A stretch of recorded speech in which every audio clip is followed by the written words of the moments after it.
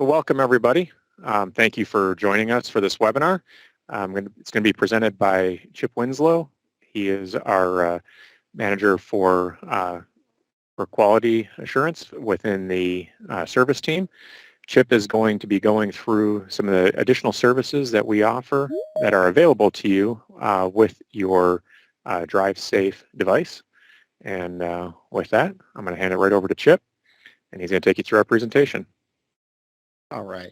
Thank you, Chris. And just wanted to start this presentation. We are talking about additional services that we offer. And just wanted to give everyone the philosophy of our team and what we're doing in the collision space today. Our OE scans and our quick scans, for that matter, are used as a tool, as a way to entry level you into collision diagnostics, which means you can use our hybrid tool, you can use our quick scan function, you can use the self-driven diagnostics with our aftermarket offering, unassisted and run through those things, or you can request an OE service, true OE scan, which would gateway you into our collision team. So I wanted to give you a little bit of background information into that and why we're a little bit different as we start. We have put together a team that is focused on collision diagnostics. So if you're doing even a true OE scan with us, we're not just reading fault codes. We're not just doing a quick health check on a vehicle, but we're literally considering the collision first. And so as we do a scan or perform any of our other services, we're always starting with the collision as the basis for that. Another piece, especially on the post scans, we're considering the repair. What would come off the vehicle, what you need to disassemble, what electrical components are in that location. So the foundation and start of all of our services at Opus are the collision. We aren't just looking at a scan blindly.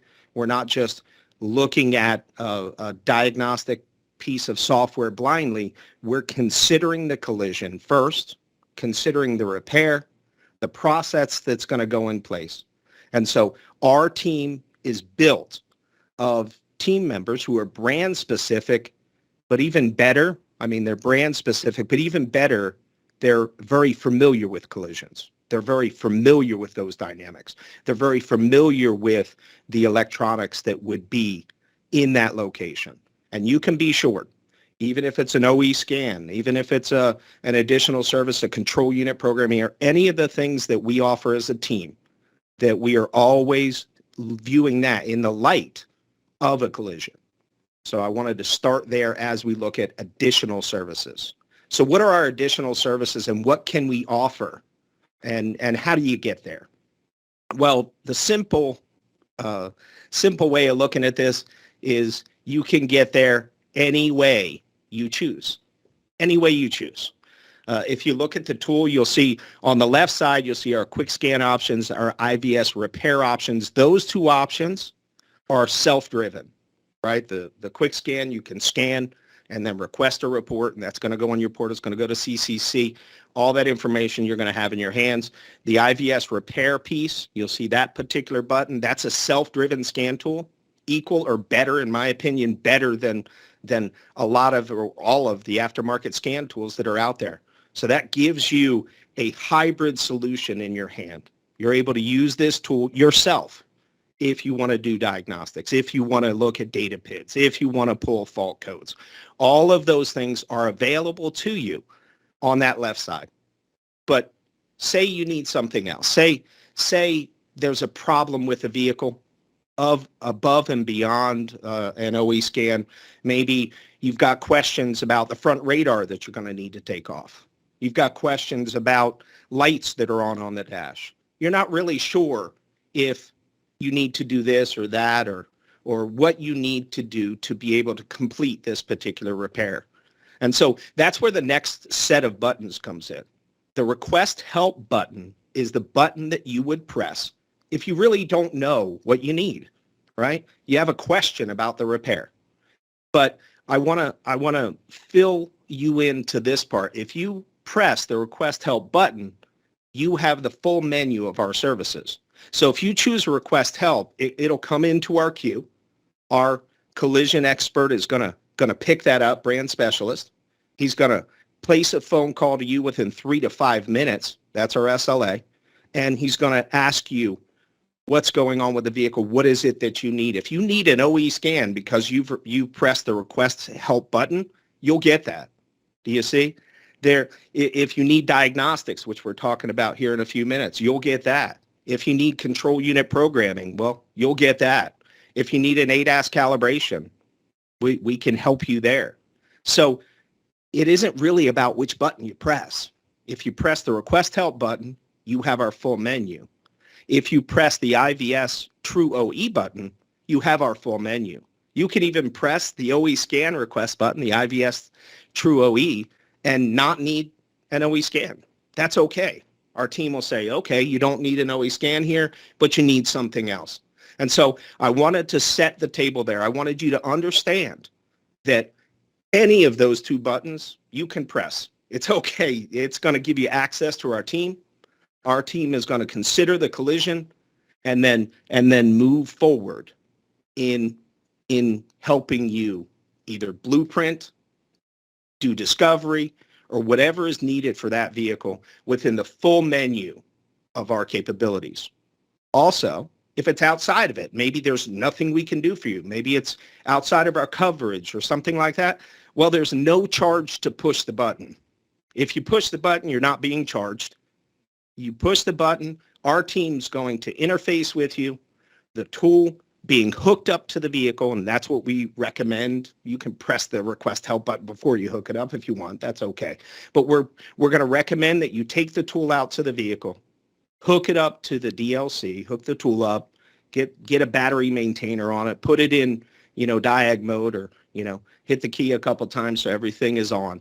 And then we're going to perform that particular service. And we're going to guide you through it. So either button you can do with that. Today we're going to cover the diagnostics that our team performs, how the request help option fits into that, the programming support, control unit programming support that we offer, and also ADAS calibrations and things like that. Any questions about the self-driven portion of our tool, which is the aftermarket stuff, the IVS quick scan, the IVS repair, request help, or IVS True OE? Are there any questions that we have about those selections on this tool? And one thing that we didn't cover at the beginning, just so everyone knows, is if you do have questions, you can feel free to type them in the chat, or you can unmute to ask. We will try to address them as we go through. If there's an answer to a question that we're coming up to, we'll let you know that as well. Otherwise, if everyone can stay on mute while you're not talking, that would be great. Thank you. Excellent. So no questions about that. Pretty simple to use, easy to use. You can't click the wrong button, right? Don't worry about between request help and the IVS True OE. And so we'll go through their gateways to our service, right? You're going to get our team with either button. IVS collision diagnostics. I told you a little bit earlier about the way that our team is formed, the way that our team is put together. There's a big difference between mechanical diagnostics, mechanical repair, and collision repair. What are the differences? Well, the differences are when you take your car to a dealership, in which a dealership mainly does mechanical repair or warranty repair, right? You have a specific problem. My windshield wipers didn't work, right? Or my seatbelt doesn't work correctly, or my window is not working, or my brakes are making noise. Well, for us, when somebody brings a vehicle to you, when a vehicle is brought into your body shop, it comes in with the main complaint or the main problem, which is my car was in an accident. And so collision repair is a more holistic, if I can use that word, a more holistic approach. We need to look at a lot of electronics that could be negatively affected by that event, right? And so that is the basis for our diagnostics.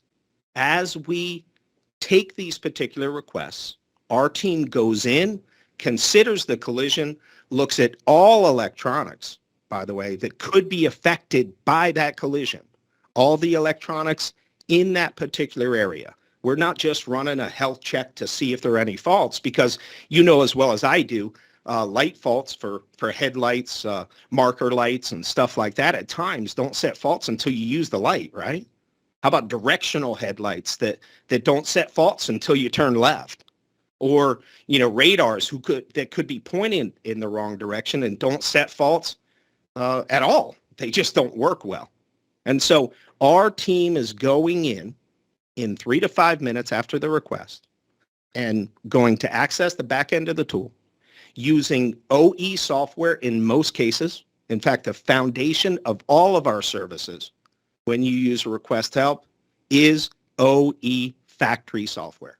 That's what we're doing, using service information that integrates completely with that. And then we consider the collision. But we don't stop there. We look at and we predict what you'll be taking off, right? What you'll be removing. Maybe you need to remove a bumper cover and do some discovery, right? And look for structural damage or things like that. So that's what our team is doing. We aren't just doing a random check. We're literally looking at those control units. So if you look at this vehicle, we go into the headlight, right? We've got a right front collision damage on that bumper cover. We're going to go into the headlight. We're going to look at the electronics in the headlight. We're going to look at your park assist on that side. Maybe there's an ABS control unit that would sit on that side. We're going to go into that ABS control unit, that brake control unit. We're going to look for things beyond trouble codes, because in the collision world, trouble codes do not tell the whole story. They don't. And I gave you examples of that. And so our team is going to take a look at that. We're also going to check safety systems and verify those. And I want you to imagine after a repair, and this is something that's sort of funny in the collision industry. I've heard statements like this from people outside of this industry, and they'll say, Chip, there's no diagnostics in collision. They just put fenders on. Oh my goodness, that couldn't be further from the truth. Imagine pulling a dashboard to do structural damage on a Lexus, and you pull a whole dashboard and you leave it sitting in the back seat of the vehicle as you do the repair, putting that entire dashboard back in and making sure that you connected every ground, every connector. You see, there are a lot of diagnostics in collision. Collisions are nasty things. They break parts, they break components, and we're here to assist you in diagnosing those. In fact, that's our specialty, right? Our specialty is the OE software. All of our techs are trained in that specific specialty in the brand that they service. And we see a lot of these a day. Our average technician sees 18 of them a day in that brand. And so we know what to look for. We've seen these things. We can look into electronics that you might even maybe pull a bumper cover off or pull a fender off or inner fender. Or so. Maybe you don't even see something that is wrong with the electronics, and yet they could be damaged internally, right? We've run into that before in this business. And so we're able to do that through diagnostics. The way that you get there is you click on Request Help. And let me stop you right there. If we're in the process of an OE scan, we follow the same procedure. So we're not just doing a code read when you request an OE scan. We treat it as the gateway to collision diagnostics. Opus IVS is about collision diagnostics. In fact, we're pretty good at a whole lot of different diagnostics if you look at our past and some of the things that we've provided the industry. And so I just wanted to assure you, one click of a button, right? Request help gateways you into this. If during diagnostics we find you need other services, we will perform those services as we do this. Any question about the way that our team works and the reasoning behind the way that we put our team together? All right, we'll go ahead and move on. Collision diagnostics, the process, this shows it. I want you to think about it in this way. And this is sort of missed sometimes in our industry. So just think with me for a second. And so imagine as you're looking for structural damage, maybe you pull a front bumper, rear bumper, maybe you have to pull a door skin, maybe you have to even pull a dash if you're looking for specific structural damage. And so the reason you're taking those pieces apart is so you can see what's behind it, what the foundation of that problem is, right? And so the same thing is happening when you hook our tool to the DLC. You see, we're not gonna just pull codes and diagnose codes through collisions. That doesn't work. There are different types of fault codes. There are circuit codes, there are operational codes, there are comparative codes. There's a lot of different codes, and our technicians, our diagnosticians are diagnosing those. So when you hook up our tool, I want you to think about it this way. It's not just a health check, but we're actually doing discovery. We're actually looking for structural damage within the electronics that make that vehicle up. And so that is the way that our team looks at it. I'd like to introduce you to something that we call component level scanning. If you're in, the business for a while, there's a thing called component level testing, right? Where you would in turn, go all the way down to the component and maybe put a lab scope on it or a multimeter or maybe a power probe. Hopefully not. Don't use the power probe wrong, right? But doing those things, you're looking, you're going all the way into the component that makes that system up. Maybe it's a park assist sensor. You look at it to see if it's broken. Maybe you'll test it. Maybe you check the connector. Well, we do exactly the same thing. What our team does is our team will use the diagnostic software, not just stopping with surface level fault codes. No, we're going to go all the way into the data PIDs, the components that make that system up. And I'm going to tell you, our team finds things like wheel speed sensor, bad wheel bearings. I mean, we find, shorted or broken components, parts, park assist sensors all the time, stretched harnesses or broken harnesses on blind spots, things like that you wouldn't get just from a cursory scan. And so I want to assure you, we're doing this when we do an IVS True OE scan. We're doing this, whether it's a pre-scan or a post-scan. But if you have a specific problem, you press request help, which is going to gateway you right into our technician. Our technician's going to call you. Hey, this car was hit hard in the left front. Can you check the outside two park assist sensors? Can you take a look at those? And the answer is yes. That's what we do every day. And that's what the service that we offer you. And I want to caution you here for a few minutes too. Just let me stand on a soapbox. That doesn't happen in 2 minutes. That doesn't happen in 5 minutes. But I can guarantee you this, 10 minutes, 15 minutes spent with our team can save you weeks. You see, it can save you supplements. It can save you things because we coach our team to dig as deep as they need to go to verify that those electronic components are in working order, are in good shape, have not been affected by this. And then we look at the repair and consider, hey, this particular bumper is going to come off, these sensors are going to come off.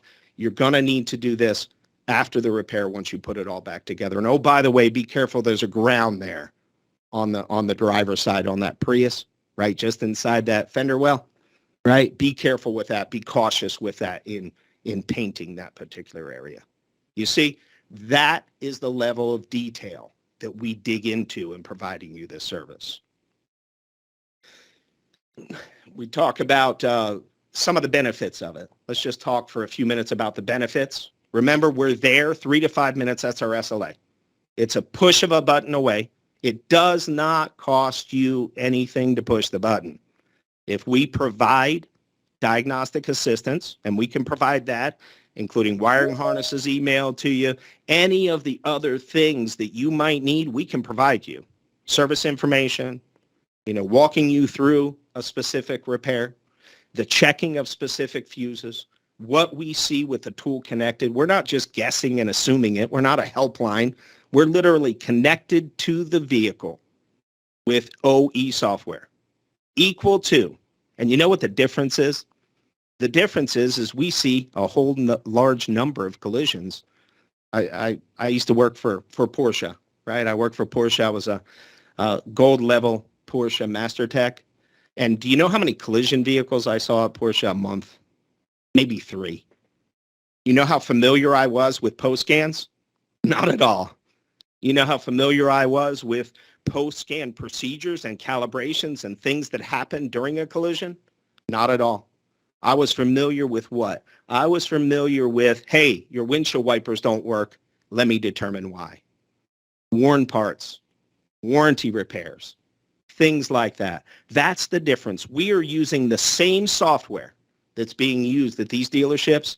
The difference is we are bringing a collision expert to that. All of that in 3 to 5 minutes. Any questions about the differences there or some of the things that we provide or can help you with in our diagnostic help?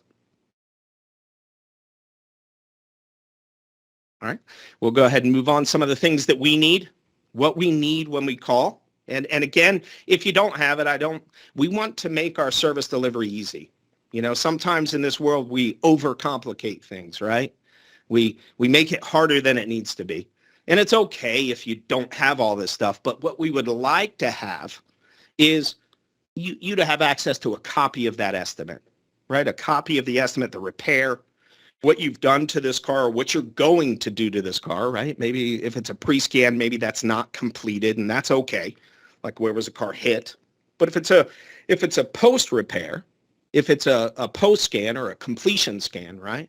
Then we'd like to know what was replaced, what parts you put in it, and we may ask a few questions during that phone call because remember, we're diagnosing the collision and the repair. We're making sure that those things, those electronic parts that you are taking off or putting on or painting over or moving or disturbing are going to be in proper working order, right? They're going to function the way that they functioned before the collision because we know that that's what you're contracted to do, right? You're contracted to make sure that that vehicle is in the condition it was before the accident. That's what we're paid for. A lot of customers want a little better, and I hope that it's a little better. Maybe it's a little shinier, looks a little better, lines are a little tighter, right? So that's okay, but make sure that you have at least access to, and if you don't have it right away, that's okay, but access to the estimate because we're probably going to ask questions about that. And sometimes we ask those questions and customers then go, hold on a second, I got to run into the office and look at the estimate, right? And they grab the estimate. Oh, yeah, we did put that part on, or yes, that was off. You know, we're not just doing that up front, but we're actually doing that as we have read the vehicle, as we're looking at faults, as we're looking at data. Oh, by the way, was this control unit replaced? We're going to need to code that or program that. And we can handle that right now while we're on the phone. Oh, by the way, was this replaced because I'm seeing a problem with a reference run on this headlight? It's not going all the way out the way that it should. Or this was in a collision, so we need to calibrate that seat weight. We need to run a reference run or calibrate the LED strip in the headlight, right? The directional headlight. Oh, by the way, we're looking at the right front strut height, and that seems to be off. Is the vehicle sitting on an incline or a decline? So there's some of the things that we might ask you as we're moving through that. So any questions on the expectations that we have and what you need to help us with and the expectation on what our technician is going to ask you. Any questions there? All right, we'll move on. Control unit programming. And we've got 2 ways to get there. And I want to break down the differences. The difference in request help and RAP. IVS RAP is remote assisted programming. We do a whole lot of that. We do it for the mechanical customers. We do it for collision customers. The difference is if you push IVS RAP, you'll place a phone call, right, to us, and you'll be put on a schedule. Now that schedule might take you 20 minutes. It might be 2 hours. It might be 3 hours. It all depends on the volume of calls that particular team has done. Another thing that's different about it is there isn't any diagnostics that's done in that. You tell us what you need. You say, hey, I replaced this SRS control unit, this airbag control unit, And so I need this programmed. And so our team, our wrap team, once you press this and schedule it, once we call you back at your scheduled time, we'll get on the machine and walk through the programming of that particular component. So just remember those differences.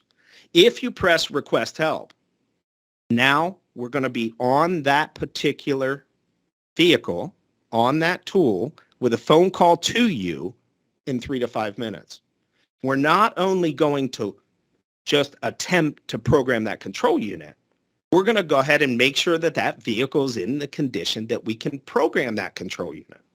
We're going to do something else. We're going to make sure that all the partner systems, and I want to talk to you a few minutes about that, all the partner systems, the other control units that work with that control unit, right? Because some vehicles, Benz, Mercedes-Benz, 53 different control units, 21 control units, 18 control units. And so all of those control units are connected via network. And a lot of them work with each other, right? Like a headlight on an Audi. A headlight on an Audi works with central electronics, right? So you've got 2 control units and maybe in that headlight. BMW, same way, works with footwell module or front electronics module. Porsche, same way. GM, same way, right? And so these control units, these modules, these mini computers work together. The software that is in them matters. The version of software that is in them matters, especially when you introduce a new control unit to that network. That control unit may not be made by the same manufacturer. Maybe it is made by the same manufacturer, but maybe it is a newer version, which requires newer software, which then requires an update to another control unit that works with that. And so our team, when you press request help, the wrap team does that too, but when you press request help, our team is looking at that. We are considering that. We're also considering the collision. So not only if you need control unit programming on an SRS control unit, we're also looking at possibly a seat weight sensor. We're looking at airbag resistances. What's the resistance of the driver airbag? 2.34 ohms within specification. Good. Our team is making sure that that vehicle is ready for that control unit to be programmed.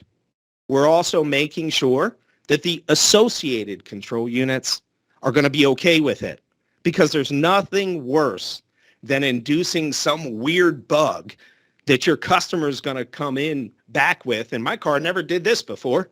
You know, my windows go down when I open my door. You see, things like that can be caught early. That's what our team does. So we don't charge you for that. We don't charge you to check this or check that or check this or check that with the request help button. We're doing that automatically and then making recommendations to you, saying, okay, considering this repair, considering this collision, this control unit needs to be programmed.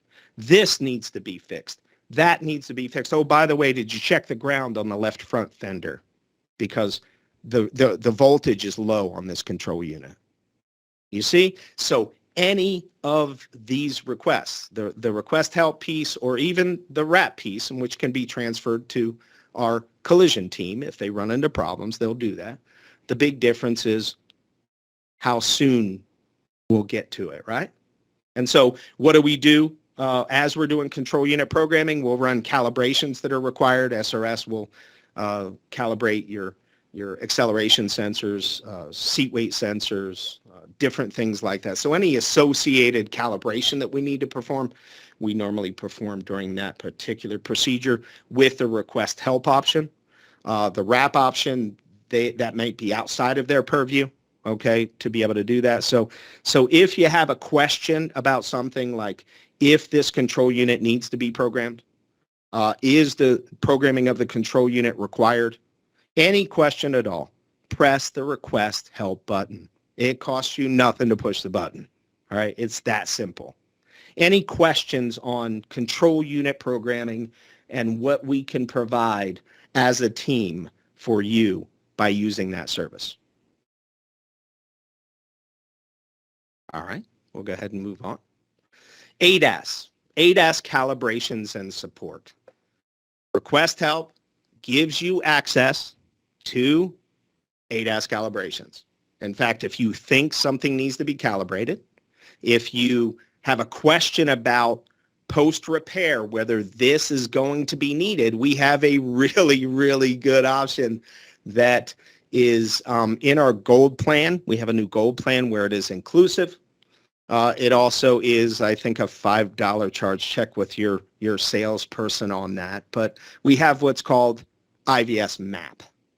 And the IVS map gives you a full breakdown of all ADAS systems on that vehicle and what is required to calibrate them, or whether it needs targets, whether it's a test drive, whether you need more information.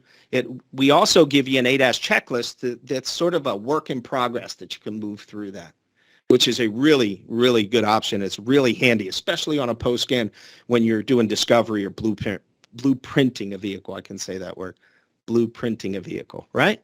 And so that helps you to at least plan these things out. What's better is if you have a question and you press request help, then our team is going to go in there and look at misdirection angles. We're going to look at the brake electronics, the associated things that work alongside that, right? And so knowing that we give you this even on a quick scan with a gold plan, and ask your salesperson about that, the gold plan, and it's okay. We'll charge you a little bit. I think it's $5, and check with your salesperson because I deal with service delivery here, right? But we're giving you those tools to be able to use to help you with ADAS. And the thing is they're adding more and more and more. I love 360 cameras, blind spot, cross traffic, front cross traffic, adaptive braking, working alongside adaptive lighting, just really, really exciting things. The problem is that most of this stuff is external. Do you remember when you used to be able to replace a mirror and only have to worry about painting the end cap? Those were the days where it was easy. You just put a mirror on, hey, make sure the color matches, slap the cap on, and you're ready to go. Now they've got cameras, right? They've got cameras everywhere. Tesla, 12? A lot of other vehicles, large number of cameras, 360 camera, great stuff. I use mine. I have a Volvo XC60. And I'm going to tell you, I use the 360 camera like crazy. Helps me park perfectly straight in that parking space. And so I'm going to talk to you a little bit about it. This is everywhere. And by the way, it's not going anywhere. It's increasing more and more all the time. Ad hoc communication between vehicles, smart cities, self-parking vehicles. All of these things are going to have sensors and components and cameras that are going to be easily damaged and or upset even by the lightest collision. And so what are they? We categorize them in 3 different levels. We categorize those as a level 1, and I want to use this word for you. Our level 1 category is dynamic. Everybody talks about the difference between dynamic and static, right? And so I like to think of it this way, targeted or non-targeted. One needs a target, one doesn't. And so our level 1 is a system that we would engage with our tool, right? You would place request help. We'll check all the associated systems. We're going to check the version of software that's in that component. Notice I said that. There's the steps that we're going to take. Our team's going to come in, get on the tool. Yes. Within 3 to 5 minutes. Yes. We're going to look. We're going to consider the collision, the repair. Yes. And then we're going to go through and make sure it's in the right condition to be able to run that calibration, including associated systems that system works with. And then we're going to go ahead and set it into learn mode. And so that's what the level 1 is. We set it in learn mode. You can disconnect the tool. You test drive the vehicle through a specific manufacturer way, and we give you that way. We can document it for you, and we'll give you that information on the phone call. And then once that light goes out, you want to test it. You want to make sure you do what's called a DSV. What is a DSV? A DSV, it's a dynamic system verification. What that is that's a targeted test drive. not taking the vehicle to McDonald's for lunch, but literally driving the vehicle and testing the very thing that we calibrated or the very thing that was disturbed during the collision, right? And so that's what that is. And so this level 1 is we set it, and I sort of call it set it and forget it, right? We make sure everything's good. The conditions are all met. All the other systems work. The software version is the latest. It's ready to go. We turn it on, and then you drive it. Light goes out. Make sure the road test is good. Park the vehicle, and you're ready to go. There are times with this, specific to Toyota, Intuitive Park Assist, right?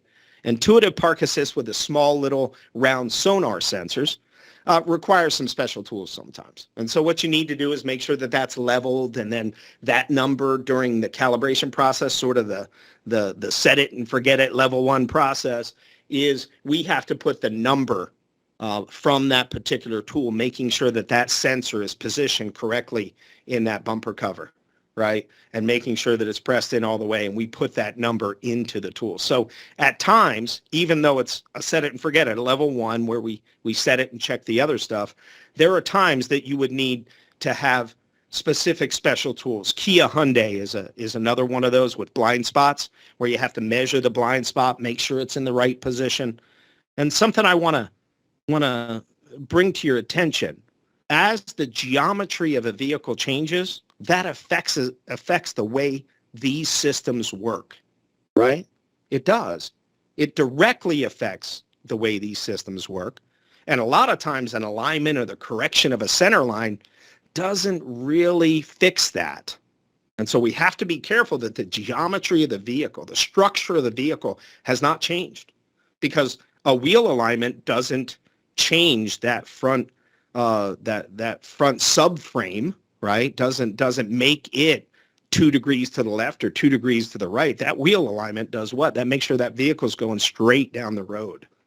And so those things that are mounted to those outside panels, those outside things, okay, are affected by the angle, the geometry that they're made to sit at. And sometimes that's changed through collisions, right?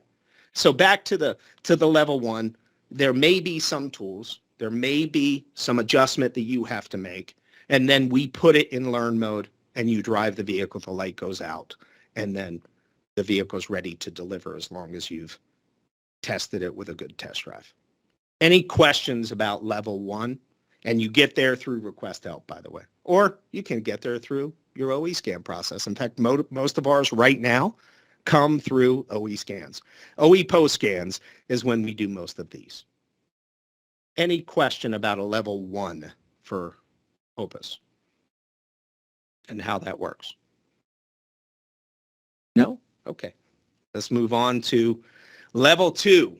Now, level 2 is a little bit different. We're still doing the same thing. We're still hooking up to the vehicle, request help, make sure the vehicle's in the right condition. We're still checking software and different control units, making sure that that software is the latest version with the partner systems and that particular system, making sure that all the data that we see is right and that vehicle is ready to calibrate. The difference between the level 1 and the level 2, and by the way, they're priced the same way, level 1 and level 2, is that the tool must stay connected to the vehicle. That's the difference. So during the calibration process, we don't just put it in learn mode, but the tool is an integral part of that calibration. And so we then would check all those things, set the tool in learn mode, and you would drive it with our tool connected. Now, what challenges does that create? Sometimes we're remoted into that tool, and that requires a good internet connection. And if that internet connection is interrupted, even for a short period of time, that can cause that particular calibration to fail. And so we need a good internet connection. A lot of times we'll do it with a hotspot. At times we've done it with a cell phone, right? Somebody connects to their cell phone, and a lot of the shops that we do a lot of this with will have a specific pattern that they drive because they know the network connection there is good. And so they'll drive it as that network connection is good, and our technician will be right there with them if they need them, and we will assist during that particular process and or procedure. And so that's the difference. Remember, level 1, set it and forget it. Level 2, the tool is involved with the calibration or that calibration process. And so there's one extra caveat that I can add for Stellantis vehicles, FCA vehicles, Jeep, Chrysler, Alpha, is that on the front radars need to be leveled, right? Just like on other radars, they need to be at 90 degrees. They need to be leveled in the front of the vehicle. And so they have a horizontal adjustment that you do as you drive the vehicle. So yes, you'll be driving the vehicle a little ways and YTech will say, okay, left screw 3 turns, you'll have to get out, do 3 turns, drive the vehicle more, okay, until it falls within that particular misadjustment angle, it's called, right? Until it has the right vision of radar in front of the vehicle. So that is one that is a little unique. And yes, again, sometimes there are special tools that are required, like leveling. I use my cell phone, but leveling and doing things like that to make sure that that particular radar is at 90 degrees. Any question about our level 2 ADAS offerings and how to get there? How do you get there? Request help, right? Request help. Any questions? All right, we'll move on to level 3. Now, level 3 is a calibration that requires a target or a reflector, right? You've seen them, the trihedrals on Toyotas and maybe the plates on Nissan and Audi, right? They use that plate that you move, 90 degrees, 89 degrees, 91 degrees, and you have to do it in certain stages. And so they have to be a certain distance off. And so that is what our level 3 is. And I want to talk to you about a benefit of level 3. Some say, well, hold on, Chip, that's going to require a whole lot of work on our part. And so we understand that. And you might need to measure things and move things and do all of that, have it at a right distance. The environment needs to be, a clean environment, maybe the lighting. We have to be careful with that, background noise, all of those type of things. But our team, if you press request help and you've got the targets, we do it all the time, we'll be able to walk you through the placement of those. We'll be able to help you. And there's a big value that's missed here. Initially, and I've done this for quite a long time, and initially, when we start working with a new shop that might be new to this, at first it's more difficult. It takes more time. But the more you do it and the more you work alongside our team, guess what? It gets a lot easier, right? Pretty soon you've done X number of them and you know right where that target's going to set. You know right where, that's going to move. You know right the procedures that we're going to walk through. And something I didn't cover on the other 2 ADAS calibration types, we offer OE exact documentation.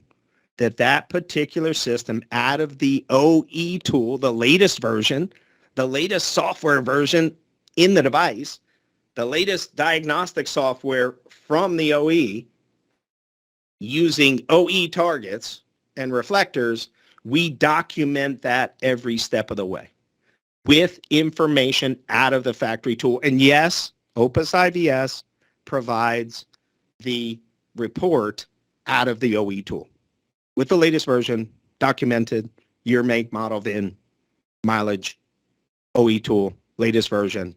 All of those things are provided for you. And so this tends to be the scary one because it requires a target.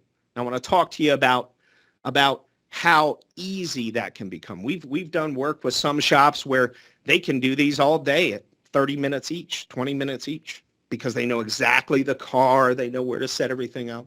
We're also working on an agreement or working on some stuff with TruePoint.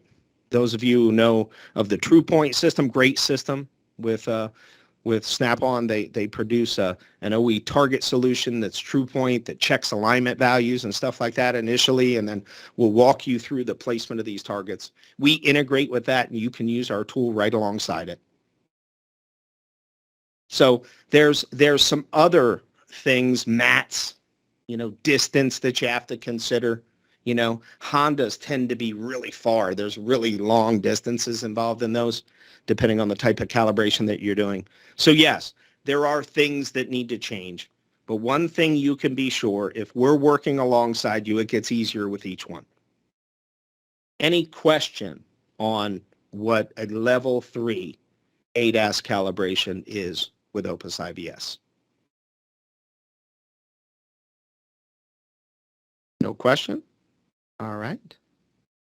Some tips, and I talked earlier about one of the things that's not exactly considered when you work with our collision team is that training piece.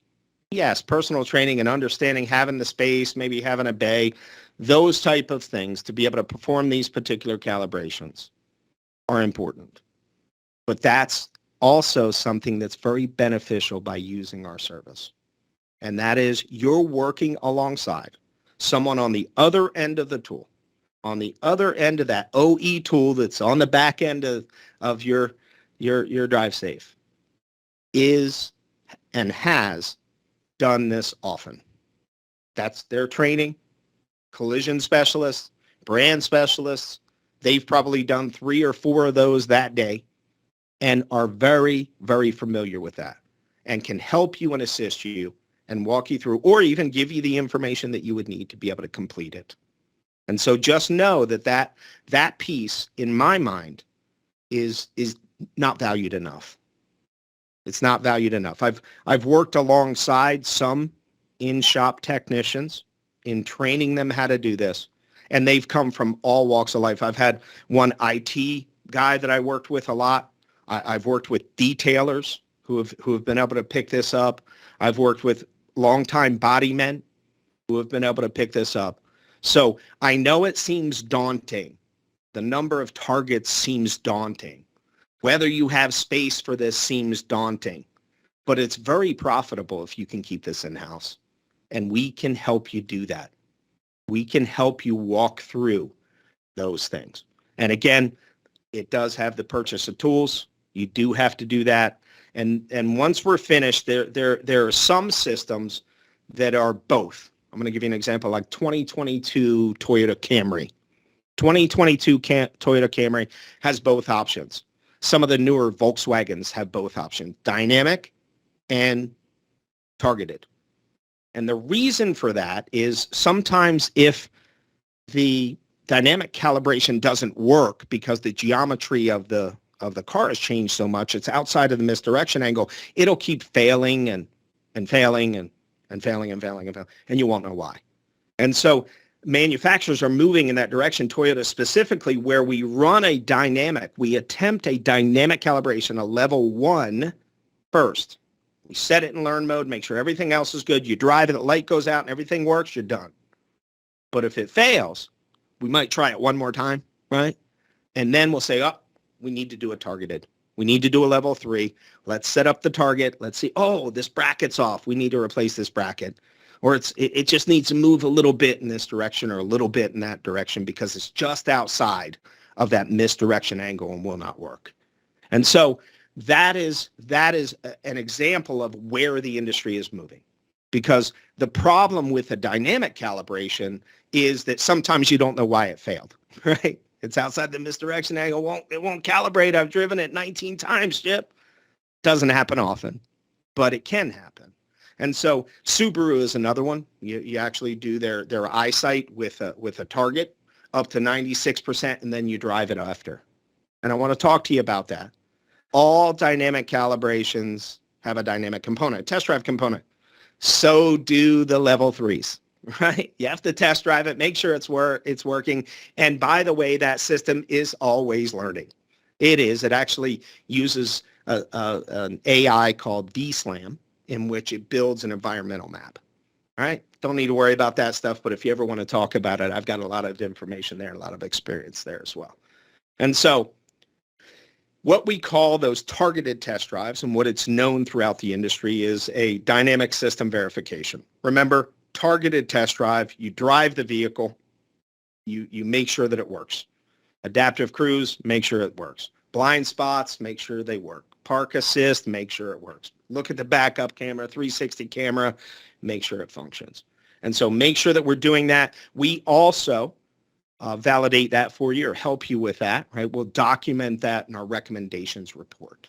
Our recommendation report to you lists everything that we've checked, that we verified on the vehicle, the fact that we've looked at specific systems and they're in healthy order, that they're working correctly, and what we did during that particular event. And it could be a multi-use event. Remember, request help or true OE scanning, those two options, both can lead you to the same place and both can have multi-services. Whatever you need, we're going to help you with. And we have the team that can do it. Any questions about what's required on ADAS calibrations? We don't have the question on what targets I should use. I got that question a few times. What targets do we recommend? OE targets, right? We're using OE tools. Some competition, some others out there have taken liberty to not use OE specified targets or reflectors.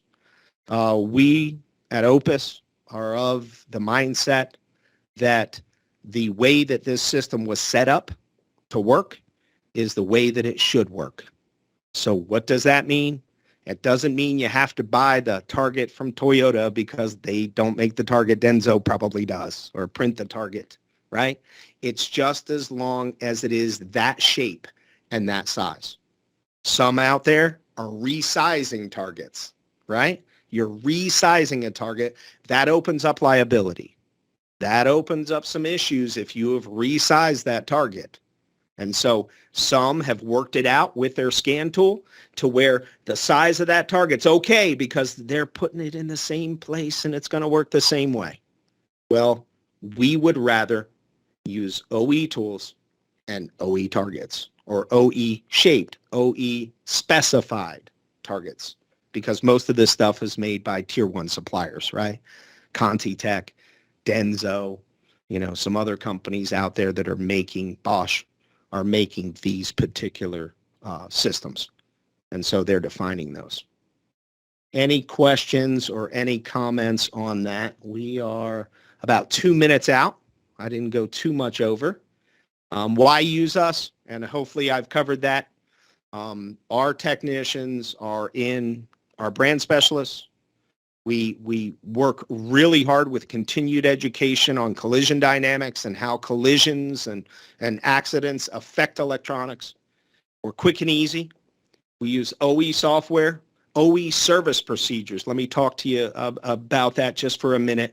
Most tools today that they're integrating your service information directly with the OE tool, which means as I have a fault, I now have a harness, most likely cause, and everything else that follows me with the OE tool. True OE tool, not something like the OE tool. But the true OE tool, latest version, is following our technicians, and that's what we're working through. We give you complete documentation for everything that we've done. Any questions about what we've covered so far? Any questions? All right, it looks like we are about finished. I got a minute left, so if we don't have any questions, we'll just leave it open for a few more minutes and see if we come up with those. If you think about them, you can always get a hold of me. It's chip.winslow, so it'll be chip.winslow@opusivs.com. So you can get a hold of me anytime via email. If you have questions about these things, questions about the things that we've covered, if you're a customer of ours and you use our service, remember my position is quality assurance and training. And by the way, we're very active in making sure that we're meeting your needs, that we're delivering a product that is helping you, that will work alongside you as a partner in repairing some of these advanced vehicles. In fact, all these advanced vehicles, right? All right, so we'll go ahead and leave that open. Pat and Gail, you want to pick it up from there? Very good. Thanks, everyone, for attending. And once again, if you have any questions or comments, we'll stay online just for a few more minutes. So otherwise, thank you for attending. Look forward to the next one. Pay attention. We'll have some other topics coming up. All right. I'm going to shut it down. Thanks, everybody. Thank you.